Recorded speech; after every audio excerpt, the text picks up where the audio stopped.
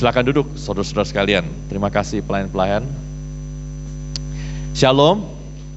Shalom. Saudara, kita bersyukur hari ini boleh ada dan beribadah kepada Tuhan. Kita akan merenungkan satu tema, yaitu kompas kehidupan. Tema yang diberikan kepada saya, ayatnya sebenarnya yang diberikan kepada saya cuma satu saja, Mazmur 119 ayat yang ke-105. Tetapi saya mengajak kita membaca satu unit di dalam Mazmur 119 ini, itu satu paragrafnya itu dari ayat 105 hingga ayat yang ke-112. Ayat 105 sangat terkenal sekali, tapi kita membaca seluruh paragraf, yaitu ayat 105 hingga 112. Kalau sudah menemukan, demikian firman Tuhan, saya membaca dari terjemahan baru yang kedua. Firman-Mu itu pelita bagi kakiku dan terang bagi jalanku. Aku telah bersumpah dan aku akan menepatinya untuk berpegang pada hukum-hukum-Mu yang adil. Aku sangat tertindas ya Tuhan, buatlah aku hidup sesuai dengan firman-Mu. Berkenanlah ya Tuhan akan persembahan puji-pujianku dan ajarilah aku hukum-hukum-Mu. Hidupku selalu diperhadapkan dengan bahaya, tetapi Taurat-Mu tidak kulupakan. Orang fasik telah memasang jerat terhadap aku, tetapi aku tidak menyimpang dari titah-titah-Mu. Peringatan-peringatan-Mu adalah milik pusakaku untuk selama-lamanya, sebab semuanya itu merupakan kegembiraan hatiku. Telah kucondongkan hatiku untuk melakukan ketetapan-ketetapan-Mu untuk selama-lamanya sampai saat terakhir. Demikian firman Tuhan. Saudara, kalau saya bertanya kepada saudara-saudara yang ada di sini, apakah penting membaca Alkitab? Kira-kira jawabannya apa, saudara-saudara? Sebagai orang Kristen yang baik, orang percaya kepada Tuhan, kalau ditanya penting atau tidak membaca Alkitab, apa jawaban saudara? Jangan-jangan nggak pernah dijawab karena nggak baca ya. Mau jawab penting tapi nggak enak hati ya. Penting tidak, saudara? Penting, saudara ya. Kalau orang percaya atau orang Kristen yang baik ditanya penting tidak membaca Alkitab, saya kira jawabannya pasti penting sekali. Cuma saudara, orang yang merasa penting membaca Alkitab, apakah membaca Alkitab? Nah, itu pertanyaan yang sering kali mau diselidiki oleh lembaga-lembaga Alkitab, termasuk lembaga Alkitab Amerika yang namanya American Bible Society. Nah saudara, setiap tahun American Bible Society itu menerbitkan sebuah laporan tentang bagaimana atau berapa banyak orang-orang di Amerika menggunakan Alkitab yang diterbitkan oleh American Bible Society. Dan mereka biasa meneliti itu untuk khususnya orang-orang yang dewasa ya. Dan mereka terbitkan laporan yang disebut dengan State of the Bible. Nah, tahun 2025 mereka keluarkan laporan dan mereka membandingkan dengan tahun-tahun sebelumnya. Nah, ini hasilnya, saudara. Menurut laporan mereka, pada tahun 2025 orang-orang yang di Amerika yang mengaku sebagai orang percaya atau orang Kristen itu ada kira-kira 110 juta orang yang mengaku ya.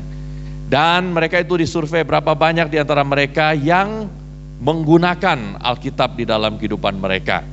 Tahun lalu, saudara, itu 2025, 41% orang mengaku menggunakan Alkitab.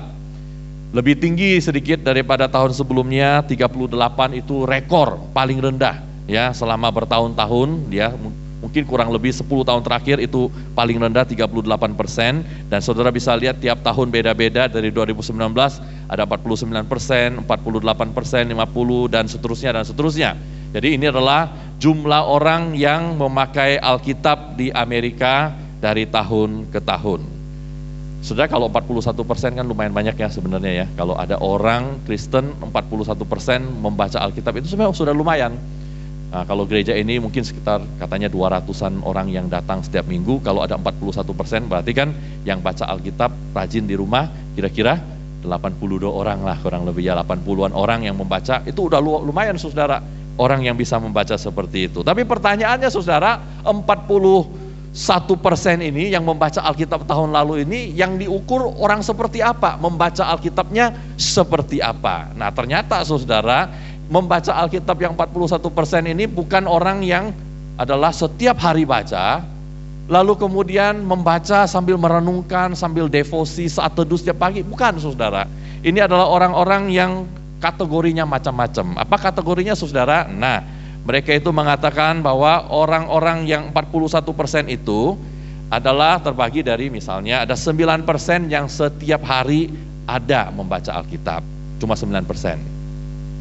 Yang membaca 4 kali atau lebih, 4, 5, 6, ya, itu kira-kira 3%. Yang membaca beberapa kali seminggu tapi kurang dari 4 kali, itu ada 7%. Dan yang sekali seminggu membaca Alkitab itu 6%. Nah, 25% ini yang dikatakan sebagai pengguna Alkitab sepanjang minggu atau pengguna Alkitab mingguan. Tapi juga ada yang membaca sebulan sekali, saudara. Ada yang baca setahun 3-4 kali, artinya 4 bulan baru ketemu Alkitab sekali, ya. Nah, 4 bulan ketemu ayat Alkitab 1 kali. Nah, ini yang 41% itu, saudara, itu termasuk yang setahun cuma baca Alkitab atau ketemu ayat Alkitab 3-4 kali.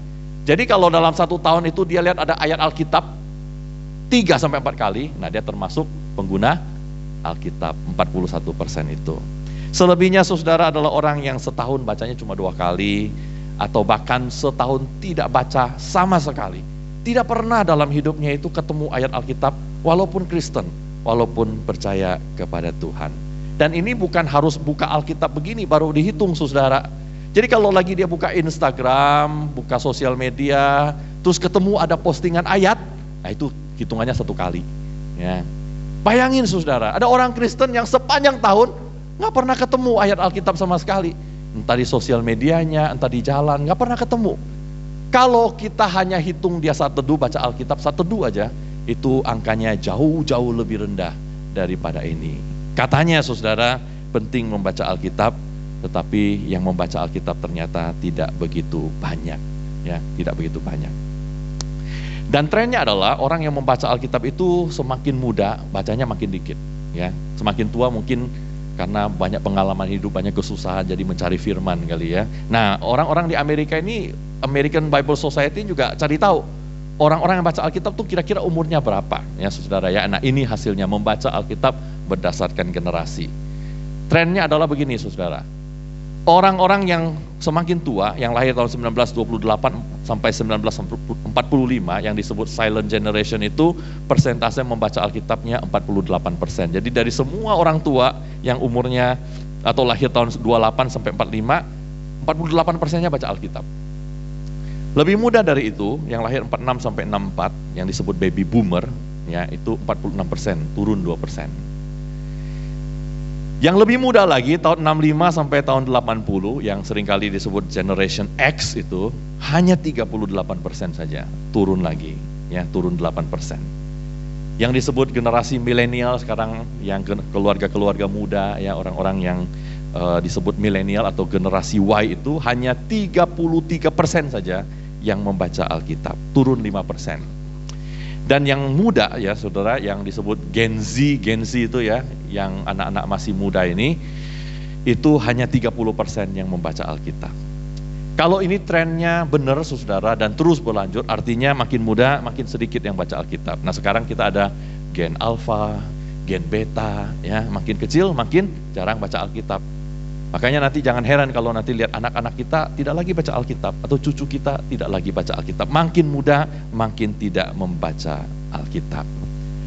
Saya nggak tahu saudara di sini baca Alkitab nggak? Setiap hari baca tidak? Setiap hari devosi tidak? Saudara ada yang gini-gini, ya, puji Tuhan. Yang diam-diam bagaimana? Baca atau tidak? Saudara, kalau ditanya, kenapa kita tidak baca Alkitab di dalam hidup kita? Tentu alasannya banyak. Nah, saudara, American Bible Society juga nanya, kenapa kamu tidak baca Alkitab?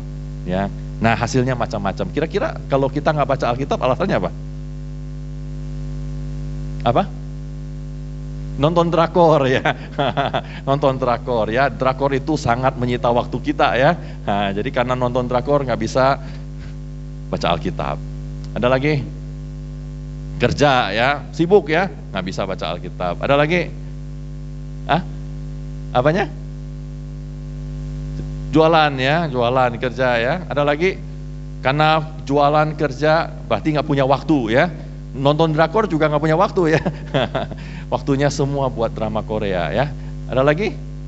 Biasanya yang paling banyak itu tidak punya waktu, ya. Nah, mereka menyelidiki mengapa tidak membaca Alkitab. Alasannya banyak, saudara ya.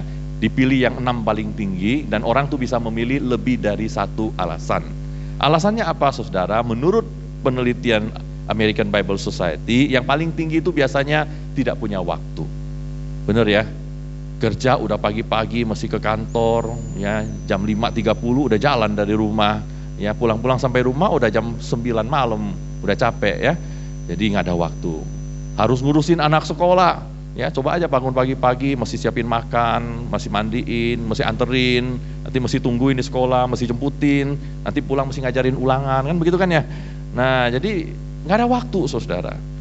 Nggak tahu, yang alasan kedua, saudara, bukan cuma punya waktu, nggak tahu mulai dari mana. Bingung nggak baca Alkitab, kan tebal begini ya, mau mulai dari mana bacanya? Kalau baca buku mulai dari mana, saudara-saudara? Dari awal kan ya, nah, berarti alasan kan ya. Kalau buku aja tahu, mesti baca dari depan, dari awal. Tapi kalau Alkitab ada alasannya, nggak tahu mau mulai dari mana ya. Kalau nggak tahu mulai dari mana, tanya musuh Felix ya, nanti musuh Felix kasih tahu mulai dari mana. Ada yang lebih jujur, saudara, dia bilang tidak tertarik membaca Alkitab, ya nggak tertarik baca Alkitab. Ini jujur nih ya, waktu baca Alkitab ngantuk, ya kalau nggak bisa tidur, baca Alkitab supaya bisa tidur ya. Jadi tidak tertarik baca Alkitab itu 16%. Ada yang mengatakan kalau baca Alkitab susah ngertinya. Saudara pernah merasa nggak baca Alkitab kok kakak ngerti gitu? Terutama baca kitab Imamat ya. Nah, padahal kitab Imamat tuh kitab paling menarik seluruh Alkitab ya. Jadi itu jantungnya ya, jantungnya Alkitab itu kitab Imamat. Jadi kalau belum pernah baca Alkitab di kitab Imamat, saudara kehilangan berkat Tuhan yang begitu besar sekali sebenarnya. Tapi kalau kita mau menggali kitab Imamat, kita pikir ini gimana nih, bahasanya membingungkan sekali. Apalagi kalau baca kitab para nabi ya, baca Yeskiel, baca Obadja, baca Yeremia dan sebagainya, tentu kita bingung ya. Ada yang, nah yang berikutnya ini alasan, saudara ya, layoutnya kurang bagus ya, susah digunakan ya. Hurufnya terlalu kecil katanya, nggak kelihatan lagi ya. Ada nggak orang tua yang ngomong gitu ya? Ini mata saya udah nggak bisa lihat, jadi saya nggak baca. Kenapa? Karena hurufnya terlalu kecil. Nah sekarang ada yang Alkitab untuk lansia ya, yang hurufnya gede-gede, bisa dibaca ya. Nah, ada yang bilang mungkin inilah itulah, alasan banyak ya. Yang terakhir cerita Alkitab membingungkan. Waktu baca-baca bingung ya. Nah, daripada bingung mendingan nggak usah baca ya. Kalau baca kan bingung ya. Supaya tidak bingung, tidak usah baca ya. Bukan nanya pendeta ya, tapi tidak usah baca. Nah, saudara, ini banyak alasan kalau orang tidak mau baca Alkitab. Saudara, saya pikir-pikir dari begitu banyak alasan ini, apa sebenarnya alasan yang paling inti? Alasan yang paling mendasar kenapa orang tidak baca Alkitab. Saudara, orang tidak baca Alkitab itu pada dasarnya bukan karena tidak punya waktu, bukan tidak tahu mulai dari mana, bukan karena dia itu susah ngerti, layoutnya nggak bagus, ceritanya bingung, bukan, saudara. Itu semua bisa diatasi kalau orang itu cinta kepada firman Tuhan. Saudara, kalau orang cinta Tuhan, cinta firman Tuhan, ini semua tidak pernah akan jadi alasan. Jadi saudara, persoalan yang paling mendasar dari orang yang tidak membaca Alkitab itu karena dia tidak cinta firman, karena dia tidak ngerti betapa berharganya firman itu dalam hidupnya, dan dia tidak pernah merasakan bagaimana firman itu menolong dia berjalan di dalam hidupnya bersama dengan Tuhan. Saudara, pertanyaan saya adalah, apakah kita ini mencintai firman Tuhan? Apakah dalam hidup kita yang mengikuti Tuhan bertahun-tahun ini, kita itu mencintai Alkitab dan firman Tuhan? Saudara, Mazmur pasal 119 ini ditulis oleh seseorang yang sangat mencintai firman Tuhan. Saudara, Alkitab itu pasal yang paling panjang itu pasal 119. Pasal Mazmur pasal 119 ini. Mazmur yang isinya dari ujung ke ujung adalah tentang kecintaan seorang yang percaya kepada Tuhan terhadap firman yang Tuhan berikan kepada dirinya. Nah saudara, orang yang mencintai firman Tuhan ini adalah orang seperti pemazmur ini, dan pemazmur ini di dalam beberapa ayat yang tadi kita baca mengajar kepada kita apa artinya jadi orang yang hidupnya mencintai firman Tuhan.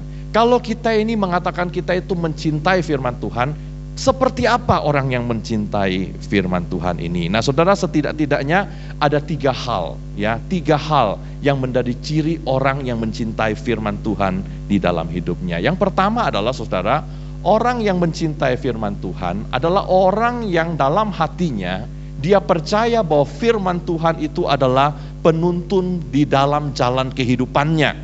Dia itu percaya, dia bukan hanya tahu, tapi dia juga percaya bahwa Alkitab itu, firman yang Tuhan berikan itu adalah penuntun di dalam sepanjang jalan hidupnya. Makanya ayat yang sering kali kita baca dan kita ingat, mungkin bahkan kita jadikan lagu, itu ayat yang tadi kita baca ini, Mazmur 119 ayat 105.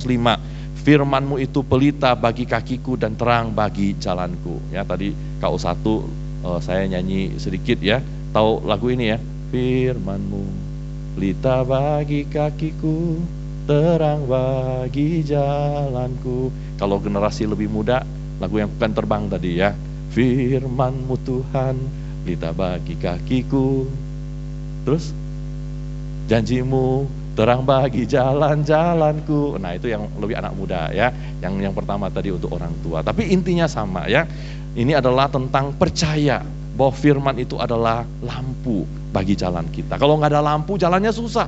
Dengan ada terang kita bisa berjalan dan kaki kita tidak terantuk. Saudara, orang yang percaya, yang mencintai firman Tuhan, dia mulai dengan hati yang percaya kepada firman Tuhan, percaya bahwa ini adalah penuntun di dalam jalan kehidupannya. Saudara, orang seperti ini, dia itu bukan hanya tahu di pikiran, saudara, tapi dia juga percaya dalam hatinya bahwa apa yang dituliskan firman Tuhan ini adalah penuh dengan hikmat yang akan menuntun dia. Makanya saudara, orang yang percaya ini biasanya dia tahu ini sesuatu yang berharga, dia akan membaca firman Tuhan ini karena dia tahu itu pelita dan terang bagi jalannya. Saudara, kita ini kalau kita mencintai firman Tuhan, kita percaya bahwa firman Tuhan penuntun jalan kita, kita pasti akan baca. Kalau kita jalannya gelap, kita pasti nyalain terang. Dalam perjalanan hidup kita, kalau kita percaya ini terang, pasti kita akan membaca firman Tuhan kita. Saudara, saya ingat sekali kalau waktu dulu saya sekolah teologi ya, waktu saya masih S1, saudara, di sekolah teologi itu ada banyak sekali mahasiswa. Nah, saudara, sebagai mahasiswa teologi ya, salah satu pergumulannya adalah kita ini seringkali sudah jenuh dengan hal-hal yang sifatnya rohani ya. Pagi-pagi masih saat teduh, nanti ke sekolah, ke kelas bacaannya Alkitab ya kan. Terus kemudian baca buku teologi lagi, nanti ikut kapel lagi, ikut kebaktian lagi, nanti malam belajarnya Alkitab lagi. Sehingga kalau kita punya waktu kosong, apa yang kita lakukan? Kita pengen happy-happy ya kan, pengen senang-senang, pergi jalan-jalan, pergi nonton, pergi makan-makan gitu. Tapi ada satu kelompok orang, saudara, waktu saya sekolah dulu dari China, mahasiswa dari Chungguo, saudara. Waktu datang, mereka itu, saya heran sekali. Kalau orang lagi tidur siang, lagi jalan-jalan keluar kampus, mereka tetap di kampus sebagian ya, saudara ya. Mereka pegang Alkitab mereka, agak kecil Alkitab mereka ya, mungkin karena masih muda. Saya sekarang udah lihat juga udah susah ya. Nah, mungkin masih kecil Alkitabnya dipegang, dia jalan keliling kampus sambil baca Alkitab. Jam tidur, saudara. Ya, baca Alkitab, bukan cuma baca, juga dihafal, saudara. Jadi saya kaget sekali waktu itu saya sempat ikut Chinese department-nya waktu itu ya, kelas Mandarinnya atau program Mandarinnya pada waktu itu. Jadi di kelas itu kalau dosennya ngomong itu ada di misalnya Mazmur pasal 108 katanya, nggak usah buka, saudara. Mahasiswa-mahasiswa dari Chungguo itu mereka langsung bisa recite from memory, langsung bisa ngomong dari pikiran saja, saudara. Mereka udah hafal. Jadi Mazmur mereka hafal. Dan banyak lagi kitab-kitab yang mereka hafal. Karena apa? Karena mereka cinta. Karena mereka percaya kepada firman Tuhan yang adalah penuntun dalam hidup mereka. Saudara, kita ini kalau cinta kepada firman Tuhan, kalau kita sungguh percaya kepada firman Tuhan, kita pasti baca. Itu langkah yang paling pertama, ciri yang paling pertama. Tapi baca saja, percaya saja, itu tidak cukup, saudara. Banyak orang Kristen yang baca, banyak orang Kristen percaya bahwa firman Tuhan ini penting, tapi berapa banyak yang sungguh-sungguh melakukannya? Ya, tidak cukup, saudara, kita itu hanya percaya saja, karena ada ciri kedua. Ciri kedua, saudara, kita perlu ada komitmen untuk melakukan firman Tuhan. Nah, saudara, pemazmur itu dia berkata, firman-Mu pelita bagi kakiku, terang bagi jalanku. Dia nggak berhenti di situ. Karena pengetahuan saja tidak cukup, hati yang percaya itu saja tidak cukup, dia perlu ada sesuatu yang disebut komitmen. Makanya dia berkata begini di ayat berikutnya, aku telah bersumpah katanya, dan aku akan menepatinya untuk berpegang pada hukum-Mu yang adil. Saudara, dia bukan percaya saja, tapi dia bersumpah kepada Tuhan bahwa dia akan menepatinya dan berpegang pada firman Tuhan itu. Hatinya itu percaya, hatinya juga bersumpah untuk melakukan dan menepati firman Tuhan. Di ayat yang 112 di akhir dari unit ini, pemazmur berkata begini, telah kucondongkan hatiku untuk melakukan ketetapan-ketetapan-Mu untuk selama-lamanya sampai pada saat yang terakhir. Jadi saudara, bukan hanya dia percaya, tapi hatinya itu dicondongkan kepada firman Tuhan untuk melakukan ketetapan-ketetapan Tuhan. Karena dia tahu saudara, percaya saja tidak cukup, perlu ada komitmen dari hati untuk melakukannya. Kalau kita cuma baca doang, tidak punya komitmen saudara, kita itu belum cukup mencintai firman Tuhan. Perlu ada komitmen untuk melakukan. Karena saudara, apa yang lahir dari hati itu, komitmen itu yang memampukan kita untuk melakukan firman Tuhan. Nah saudara, hati perlu percaya, pikiran perlu percaya, tapi perlu ada komitmen untuk melakukan firman Tuhan. Saudara, percaya dan komitmen saya cukup nggak saudara? Belum tentu cukup juga ternyata saudara. Ternyata ada hal ketiga yang juga sangat penting sekali. Saudara, bukan hanya harus dia itu percaya, bukan hanya harus komitmen melakukan firman Tuhan, tapi juga harus hidup di dalam firman Tuhan. Bahkan ketika susah. Orang itu bisa aja banyak percaya, orang itu bisa saja berkomitmen, tapi waktu hidupnya susah, apalagi waktu dia mengalami kesusahan di dalam hidupnya, lebih susah lagi untuk melakukan firman Tuhan. Nah saudara, pemazmur itu dia berkata begini, aku sangat tertindas ya Tuhan, buatlah aku hidup sesuai dengan firman-Mu. Saudara, pemazmur itu di dalam kecintaan kepada Tuhan dia berkata, aku sangat tertindas. Tertindas karena apa ya? Kita nggak tahu. Mungkin dia tertindas karena kemiskinannya dia. Mungkin dia mengalami sakit penyakit yang parah. Mungkin dia dijahatin oleh orang. Kita nggak sungguh-sungguh tahu. Tapi waktu dia sangat tertindas itu, saudara, doanya kepada Tuhan bukan, Tuhan buat aku jangan tertindas, bukan. Tapi dia berkata, buatlah aku hidup sesuai dengan firman-Mu. Di dalam ketertindasannya, kesesakannya dia berkata, Tuhan aku mau hidup sesuai dengan firman-Mu. Kenapa saudara? Karena dia tahu di dalam ketertindasannya itu, dia butuh firman Tuhan yang menuntun hidupnya. Dan di dalam firman itu saudara, ada janji pertolongan yang datangnya dari Tuhan. Dia bukan cuma percaya, dia bukan hanya komitmen, tapi di tengah kesulitan hidupnya, dia itu mengandalkan, dia mau hidup sesuai dengan firman Tuhan. Dia percaya bahwa Tuhan itu bisa memulihkan kehidupannya. Bahkan saudara, dalam pergumulannya yang begitu berat itu, dia bahkan berkata begini, berkenanlah ya Tuhan, ini ayat berikutnya, akan persembahan pujianku. Di tengah kesesakan hidupnya, di tengah pergumulannya, dia memuji Tuhan. Kenapa? Karena dia tahu dia itu punya firman Tuhan, dia punya Tuhan yang bisa menolong kehidupannya. Makanya saudara, dia berkata, ajarilah aku hukum-Mu itu. Nah saudara, dalam pergumulan kita, saudara, seringkali kita mengalami kesesakan, kesulitan, pergumulan yang kita minta, Tuhan tolong saya keluar dari semua ini. Kita lupa saudara bahwa Tuhan memberikan kepada kita firman, dan kehidupan kita yang sesuai dengan firman ini, kalau kita diajar di dalam firman Tuhan ini, Tuhan bisa menolong dan memulihkan hidup kita. Karena firman itu sungguh-sungguh adalah pelita bagi kaki kita dan terang bagi jalan kita. Di dalamnya saudara ada pertolongan Tuhan, ada pemulihan dari Tuhan. Bahkan saudara, pemazmur berkata begini, hidupku selalu dihadapkan dengan bahaya. Jadi kalau dia lihat kembali kehidupannya, selalu ada bahaya dalam hidupnya. Tetapi yang dia tidak pernah lupakan itu adalah Taurat Tuhan. Di dalam kesesakan dan bahaya itu, yang dia nggak lupa bukan bagaimana strategi untuk keluar dari bahaya ini, bagaimana pengalamannya, bukan saudara, tapi Tauratnya tidak dilupakan. Orang fasik telah memasang jerat terhadap aku. Ada orang-orang jahat yang mau menjahati dia, tetapi yang dia lakukan cuma satu, dia mohon ya supaya dia itu tidak menyimpang dari firman Tuhan. So dalam hidup kita ini kan ada banyak sekali pergumulannya, ada kesulitan, ada tantangan, bahkan seringkali untuk hidup benar di hadapan Tuhan itu ada orang-orang jahat yang mau menjahati kita. Entah di tempat pekerjaan kita, bahkan kadang-kadang di dalam keluarga kita, kita mau hidup benar pun masih ada orang-orang dalam keluarga kita yang tidak senang kita hidupnya benar. Atau mereka itu justru adalah orang-orang yang susah, yang membuat hidup kita menjadi susah. Tetapi saudara, dalam segala pergumulan yang kita alami itu, firman Tuhan berkata, Taurat Tuhan tidak kulupakan dan dia tidak menyimpang dari titah-titahnya. Karena dia tahu, di tengah segala bahaya yang dialami, di tengah jerat yang dipasang oleh orang-orang jahat, kalau dia berjalan dalam firman Tuhan, tidak menyimpang dari firman Tuhan, Tuhan tidak mungkin tinggalkan dia. Tuhan tidak mungkin akan membiarkan dia. Tuhan pasti akan menyelamatkan dia.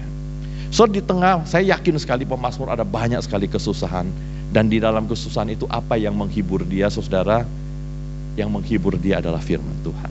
Kenapa? Karena dia tahu peringatan-peringatanmu, firmanmu itu adalah milik pusakaku selama-lamanya. Walaupun gak punya apa-apa, walaupun hidupnya susah, walaupun dalam hidupnya kelihatan miskin, bergumul, tapi dia punya firman sebagai milik pusaka.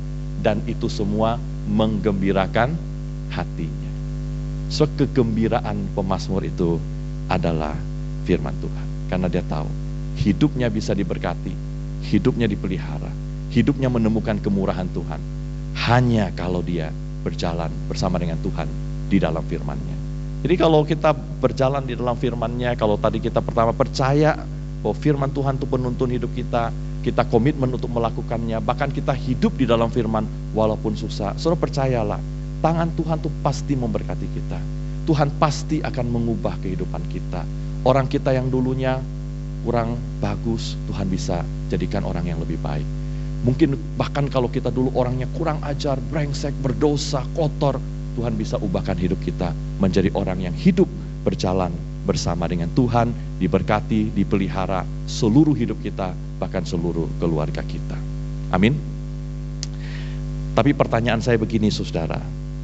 Ada banyak orang Kristen, kenapa waktu mereka jadi orang Kristen, mereka itu tidak ada perubahan di dalam hidup mereka? Saudara pernah lihat orang begitu nggak? Sudah percaya Tuhan, ikut Tuhan, melayani Tuhan, bertahun-tahun jadi orang Kristen, udah jadi pengurus, guru sekolah minggu, main musik, mimpin pujian, ke gereja tiap minggu, tapi hidupnya nggak berubah, tetap aja orang berdosa. Tetap aja hidupnya jauh dari Tuhan. Tetap aja gak beda sama orang-orang yang ada di dalam dunia ini. Pernah gak lihat orang seperti itu? Jangan lihat kiri kanannya. Pernah gak lihat orang itu, saudara? Pernah, saudara ya. Dugaan saya, saudara, orang-orang seperti ini adalah orang-orang yang hidupnya belum diubahkan firman Tuhan. Jangan-jangan, saudara, kalau saudara lihat ada orang yang hidupnya gak berubah, dari percaya Tuhan sampai sekarang puluhan tahun gak berubah, jangan-jangan dia gak baca firman Tuhan. Orang baca firman Tuhan pasti berubah gak? Belum tentu juga. Ya toh? Pernah gak lihat orang baca firman Tuhan, ngerti firman Tuhan tapi hidupnya brengsek? Ada juga ya saudara-saudara ya. Tapi kalau gak punya firman Tuhan, bisa gak jadi orang berkenan kepada Tuhan? Gak bisa, saudara, gak bisa. Ya. Ingat ya, baca firman Tuhan belum tentu jadi orang benar. Belum tentu. Banyak orang gak percaya Tuhan juga baca firman Tuhan, tapi gak jadi orang benar.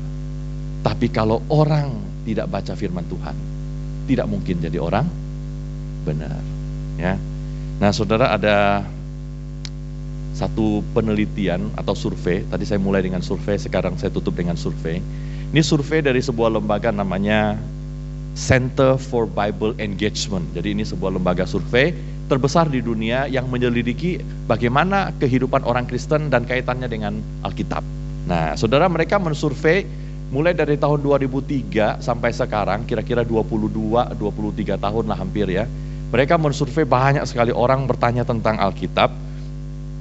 Mereka mensurvei kurang lebih kalau dikumpulin semuanya itu kira-kira 650.000 orang ya. Sepanjang 22 tahun itu mereka survei siapa aja? Banyak. Mulai dari yang paling kecil umur 8 tahun sampai yang paling tua umur 80 tahun disurvei. dikasih pertanyaan. Dari mana saja? Dari macam-macam negara, ada 24 negara. Dari denominasi sinode mana? Macam-macam, ada 75. Metodis ditanya, Presbyterian ditanya, karismatik, Pentakosta, semua ditanya. Dan bukan hanya orang Kristen saja, orang Islam juga ditanya, orang Buddha juga ditanya, Konghucu segala macam ditanya. Siapa tahu mereka ada kaitannya dengan Alkitab, saudara ya. Pernah lihat Alkitab dan lain sebagainya. Dan mereka surveinya di mana? Di gereja ada, di sekolah ada, di mana-mana mereka disurvei. Nah, saudara, yang ditanya apa? Macam-macam. Ditanya tentang hidupnya. Kamu ini orang yang seperti apa? Kamu ada pergumulan apa? Apakah kamu mengalami kesepian, mengalami depresi, mau bunuh diri? Apakah kamu tuh ada dosa-dosa? Misalnya kamu nonton pornografi enggak? Kamu judi enggak? Kamu mabuk-mabukan enggak? Dan lain sebagainya, Itu ditanya. Nah, saudara, dari semua pertanyaan itu ada satu lagi pertanyaan yang ditanya. Mereka ditanya, kamu baca Alkitab enggak? Dan kalau kamu baca Alkitab, berapa kali seminggu kamu baca? Nah, saudara, lalu hasilnya dikumpulin, lalu mereka mempublikasikan hasilnya. Hasilnya begini, saudara. Hasilnya itu mereka sebut the power of four. Ya, apa itu the power of four? The power of four itu begini. Orang yang baca Alkitab kurang dari 4 kali satu minggu, hidupnya tidak ada bedanya sama orang yang tidak percaya Tuhan. Ya. Kalau orang yang baca Alkitab di rumahnya itu, bukan di gereja ya, yang di rumahnya secara pribadi baca Alkitab kurang dari 4 kali, jadi dia seminggu mungkin baca sekali, seminggu mungkin baca 2 kali atau 3 kali. Lalu bandingkan sama temennya, orang lain yang tidak percaya Tuhan di kantornya, di sekolahnya, nggak ada bedanya. Jadi kalau jalan berdua, kalau melakukan pekerjaan, nggak kelihatan ada bedanya. Mau Kristen, mau nggak Kristen sama aja. Pernah nggak lihat begitu ya? Orang Kristen, nggak Kristen sama aja. Kalau menurut mereka, salah satu faktornya adalah baca Alkitabnya kurang dari 4 kali. Tapi kalau orang Kristen bacanya 4 kali satu minggu atau lebih, ya, itu hidupnya secara radikal berbeda dengan orang-orang yang ada di dalam lingkungan mereka, bahkan di dalam dunia ini. Saudara, mereka mempublikasikan ini, mereka sebut the power of four, ya. Jadi orang yang membaca Alkitab 4 kali atau lebih itu punya banyak sekali kehidupan yang berbeda atau aspek kehidupan yang beda dengan orang-orang yang ada di luar sana. Nah, saudara, ini cuma 4 saja yang mereka tulis sebagai highlight ya tentang apa bedanya orang yang membaca Alkitab 4 kali seminggu atau lebih. Nah, tapi saya memberikan lebih banyak contohnya ya, saudara. Menurut laporan ini, orang yang membaca Alkitab 4 kali atau lebih per minggu, mereka 57% lebih kecil kemungkinan mabuk-mabukan. Jadi orang kalau baca Alkitabnya 4 kali atau lebih tidak mungkin mabuk-mabukan. Ada nggak yang mabuk-mabukan? Ada sih, tapi lebih kecil kemungkinannya. 74% lebih kecil kemungkinan untuk berjudi. Ya, jadi kalau lihat ada orang judi, ya kemungkinan besar tidak baca Alkitab. Ya, kalau orang Kristen judi, kemungkinan besar mungkin tidak baca Alkitab atau kurang baca Alkitabnya. 59% lebih kecil kemungkinan terlibat pornografi. Sekarang pornografi di mana-mana, saudara. Orang yang baca Alkitab lebih kecil kemungkinannya pornografi. Saudara, orang kan sering memberikan solusi ya. Kalau kamu terlibat pornografi, kamu mesti gimana? Mesti cari aktivitas yang lain. Pergilah ke mall, carilah teman, jangan sendirian dan lain sebagainya. Oh, semua bisa membantu, saudara. Tapi jangan lupa, orang yang baca Alkitab kemungkinan lebih kecil untuk terlibat pornografi. 68% lebih kecil kemungkinan berhubungan seks di luar nikah. Ini kalau orang membaca Alkitab 4 kali atau lebih.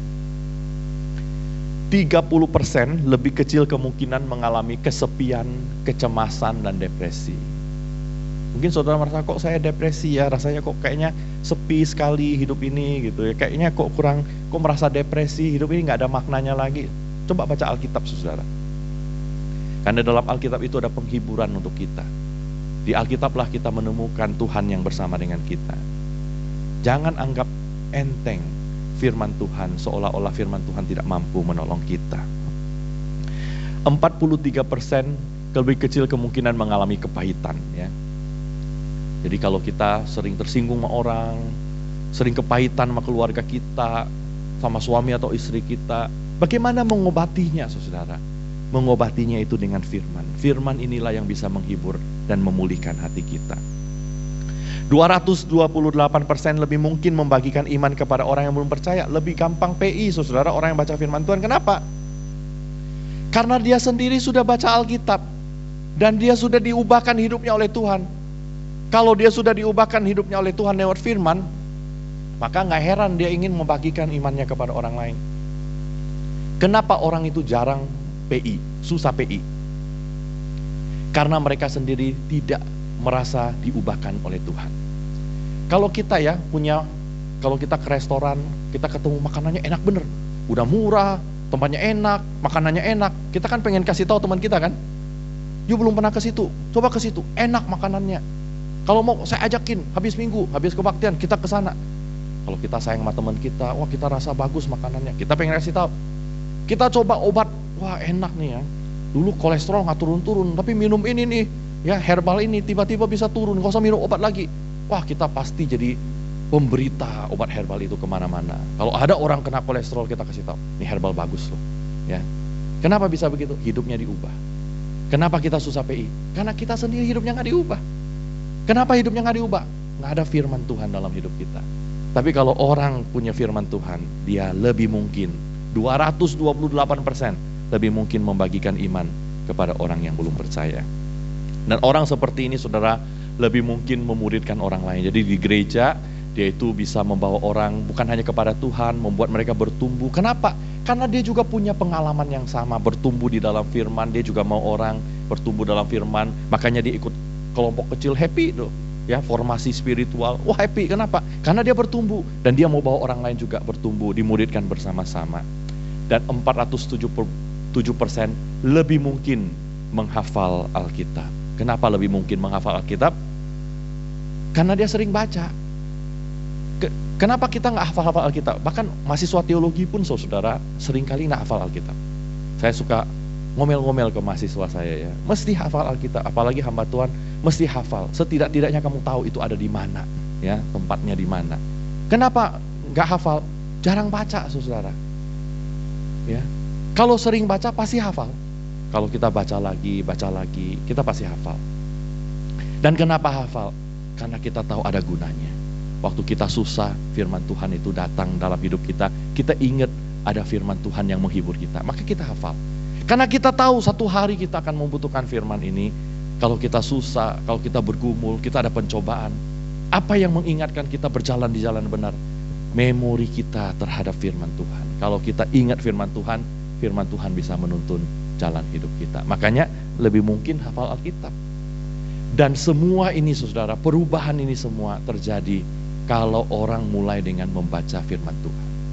Perubahan yang terjadi dalam hidup kita itu dimulai dengan firman yang masuk dalam hidup kita, memenuhi hati dan pikiran kita, dan kita berjalan di dalamnya, baru hidup kita bisa berubah. Saya nggak tahu hari ini hidup saudara seperti apa. Sudah berapa lama saudara ikut Tuhan? Sudah berapa lama saudara melayani Tuhan? Tapi kalau saudara lihat lagi hidup saudara, kok sepertinya tidak ada perubahan. Hatinya dulu kotor, sekarang masih kotor. Dulu pikirannya nggak bersih, sekarang tetap sama, bahkan lebih kotor lagi. Dulu punya dosa, sekarang dosanya lebih gede lagi. Dulunya itu tidak melayani Tuhan, sekarang sama nggak melayani Tuhan. Saudara, saya nggak tahu bagaimana hidup saudara. Kalau ada yang saudara yang hidupnya seperti itu, merasa nggak berubah, saudara, satu hal saudara coba, belajar mencintai firman, membaca firman. Saudara, mungkin hari ini saudara baca rasanya ngantuk, mau tidur, saudara baca, terus baca, terus baca. Setiap hari saudara baca, setiap saat saudara baca. Percayalah saudara-saudara bahwa satu hari Tuhan bisa pakai apa yang kita baca itu untuk mengubahkan kehidupan kita. Kalau kita nggak baca, nggak mungkin hidup kita bisa berubah. Tapi kalau kita baca, kita mohon sama Tuhan supaya lewat apa yang kita baca, Tuhan bisa ubah kehidupan kita, bisa ubah keluarga kita, bisa ubah pekerjaan kita, bisa ubah pelayanan kita, bisa ubah gereja kita, dan seluruh hidup kita menjadi semakin serupa dengan Tuhan. Semua dimulai dengan hati yang percaya kepada firman, hati yang komitmen melakukannya, dan hidup yang berdasarkan firman Tuhan. Pertanyaannya, berapa banyak orang yang ada di dalam ruangan ini yang mau melakukannya, yang mencintai firman, yang mau hidup di dalam firman. Amin. Mari kita berdoa. Bapa di surga, terima kasih untuk firman Tuhan hari ini. Kami bersyukur karena dalam hidup kami yang tidak menentu ini, yang banyak sekali pergumulan dan kesusahan ini, Tuhan, Engkau tidak meninggalkan kami, tetapi memberikan kepada kami firman. Firman Tuhan yang hidup, yang sanggup untuk memulihkan hidup kami dan menolong kami, menopang kami di tengah berbagai macam pergumulan yang kami alami. Tuhan, kalau selama ini dalam hidup kami belum berubah, belum semakin serupa dengan Kristus, ada banyak pergumulan dosa yang kami terus simpan dalam hidup dan hati kami. Tuhan, kami mohon ampun kepada Tuhan, dan kami berdoa supaya Tuhan menolong kami lewat firman Tuhan yang kami dengar, yang kami baca dalam setiap hari perjalanan kehidupan kami, boleh sedikit demi sedikit mengubah kehidupan kami menjadi serupa dengan Kristus. Tuhan, kalau ada hari ini anak-anak-Mu di tempat ini yang bergumul dengan berbagai hal, kami mohon supaya Tuhan Engkau yang menolong setiap kami di dalam keluarga kami, di dalam usaha pekerjaan kami, pelayanan kami, bahkan hidup kami Tuhan, hati kami yang paling dalam. Tuhan, Engkau yang menolong kami semua. Berkati juga gereja ini supaya menjadi tempat di mana orang boleh datang bertemu dengan Tuhan, mendengarkan firman Tuhan, dan bertumbuh di dalam iman kepada Tuhan. Terima kasih Bapa di surga, dengar doa kami. Di dalam nama Tuhan Yesus kami bersyukur dan berdoa. Amin. Tuhan berkati saudara.